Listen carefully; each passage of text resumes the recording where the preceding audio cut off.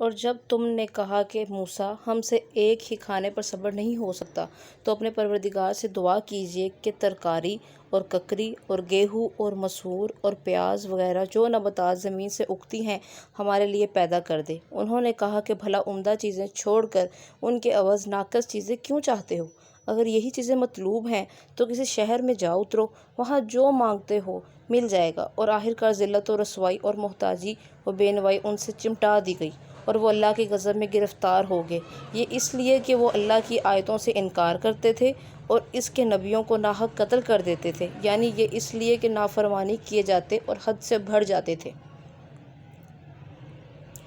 جو لوگ مسلمان ہیں یا یہودی یا عیسائی یا ستارہ پرست، یعنی کوئی شخص کسی قوم و مذہب کا ہو،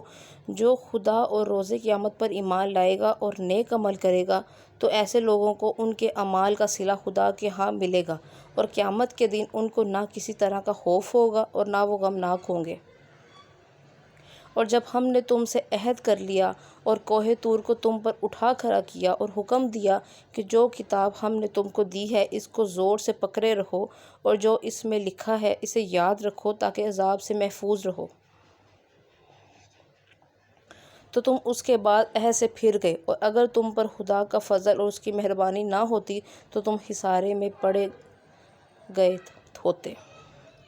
اور تم ان لوگوں کو خوب جانتے ہو جو تم میں سے ہفتے کے دن مچھلی کا شکار کرنے میں حد سے تجاوز کر گئے تھے، تو ہم نے ان سے کہا کہ ذلیل و خوار بندر ہو جاؤ، اور اس قصے کو اس وقت کے لوگوں کے لیے اور جو ان کے بعد آنے والے تھے عبرت اور پرہیزگاروں کے لیے نصیحت بنا دیا۔ اور جب موسیٰ نے اپنی قوم کے لوگوں سے کہا کہ خدا تم کو حکم دیتا ہے کہ ایک بیل ذبح کرو، وہ بولے کیا تم ہم سے ہنسی کرتے ہو؟ موسیٰ نے کہا کہ میں اللہ کی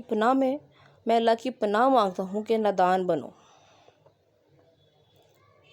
انہوں نے کہا کہ اپنے پروردگار سے التجا کیجیے کہ وہ ہمیں یہ بتائے کہ وہ بیل کس طرح کا ہو۔ موسیٰ نے کہا کہ پروردگار فرماتا ہے کہ وہ بیل نہ تو بوڑھا ہو اور نہ بچھڑا، بلکہ ان کے درمیان یعنی جوان ہو، جیسا تم کو حکم دیا گیا ہے ویسا کرو۔